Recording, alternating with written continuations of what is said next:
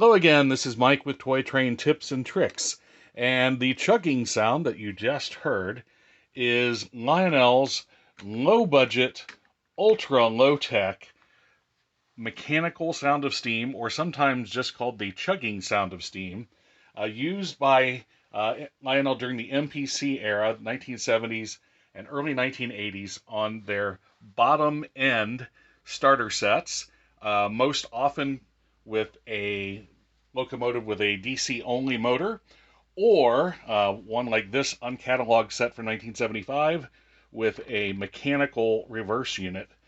These were the, matter of fact, it was this very set. These are the cars that came with that set. And so Lionel was using this as a way to add a little bit of oomph to their bottom line, bottom tier sets. This particular one has the mechanical reverse, headlight, no smoke, but the chugging sound of steam. So let's take a closer look at these chugging or mechanical sound of steam, as Lionel called it, and see what's under the hood. All right, taking a closer look at our tender here, at first glance, it looks a lot like the Marx Sound of Power configuration with this wheel, but on the Marx version, this wheel has metal contacts that control the chugging of the electronic soundboard inside the tender.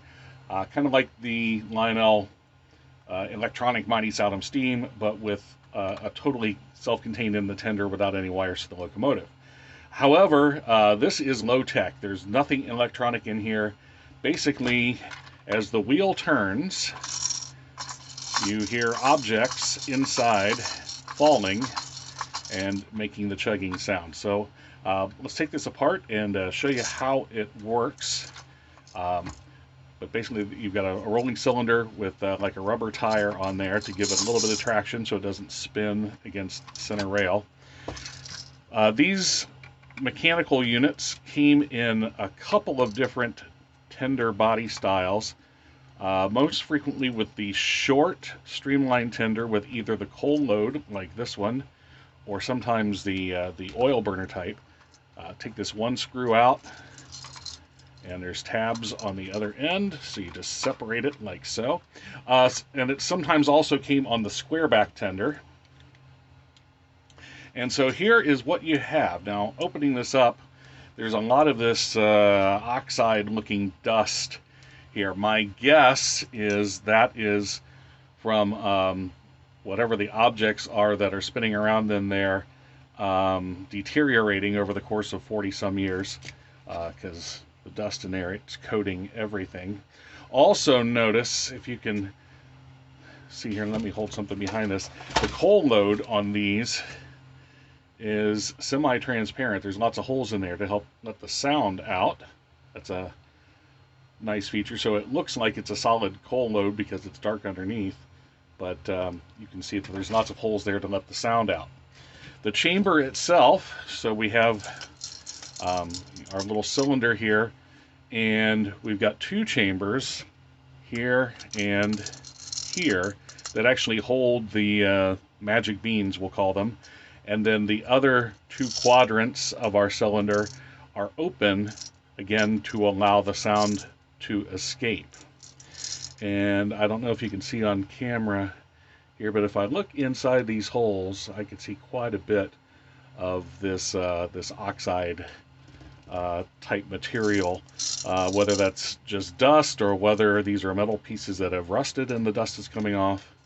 But yeah, it is pretty much on everything on the inside of the tender.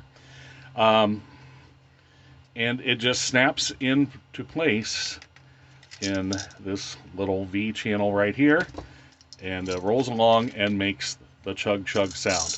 Now, Lionel was not nearly as proud of this development as they were of their electronic version. First of all, the electronic version came out first, right from the beginning of MPC era.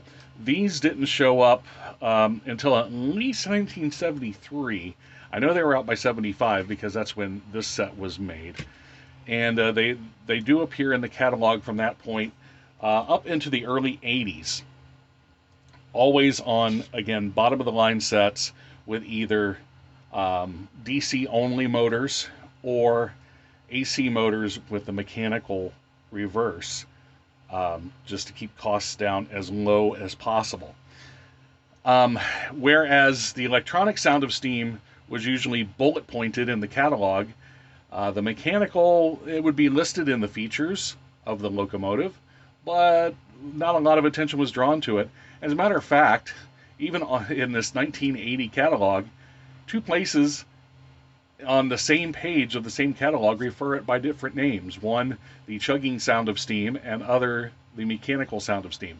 So Lionel really, the marketing really didn't push this as a major feature. I think they were somewhat ashamed of it.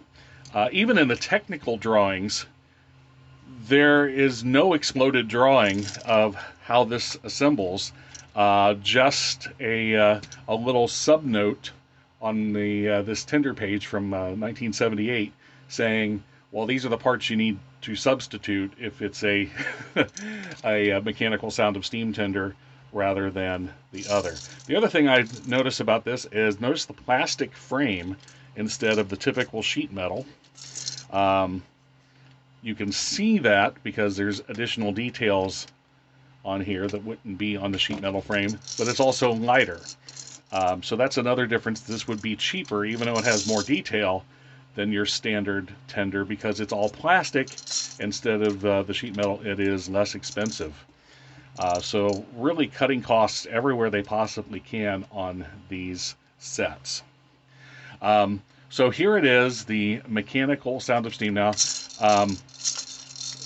this debris that I see here confirms what to me, I remember it being a louder sound when I was younger than it is now. And so my guess is that really is true, because one, we see this thing deteriorating, and I'm also assuming that down inside the cylinder, inside these holes, there's probably a lot of dust in there helping to clog out the sound. So it would be theoretically possible to make your own of these. There is a YouTube video of someone making their own using a cylinder that's made to hold fishing line weights. It's about the right size, and they put it in there, and it actually works. This could be made out of many different things. About the only part that wears out is this little rubber tire, which this would be easily replaceable with, say, vinyl electrical tape. You just need something with just enough tension to it to grab onto the center rail and make the cylinder roll rather than slide. And that's about it. As this gets too fast, the centrifugal force keeps the beans from falling, and so that's why the sound disappears at faster speeds, because everything is forced to the outside, and you lose the chug, chug, chug of the pull, because the centrifugal force overcomes the force of gravity, and it ends up, the only time you're hearing it there is when I'm actually touching it, versus when you're going slower. When you're going slower, let me get a piece of track. And the magic of video, piece of track appears. And you can hear it chugging as I go back and forth across the piece of track. But again, you go too fast, and you get nothing until it comes to a stop. So there it is, the mechanical Sound of Steam / chugging Sound of Steam / whatever Lionel was calling it at that particular time. This was the low budget, low tech version of adding sound to your steam locomotives. So if you run across one of these tenders with this, that's what it is. The mechanical Sound of Steam. So hope you enjoyed the video. If you do, like it, share it, subscribe, tell your friends, tell your neighbors. Until then, keep the trains running, and we'll catch you next time on Toy Train Tips and Tricks.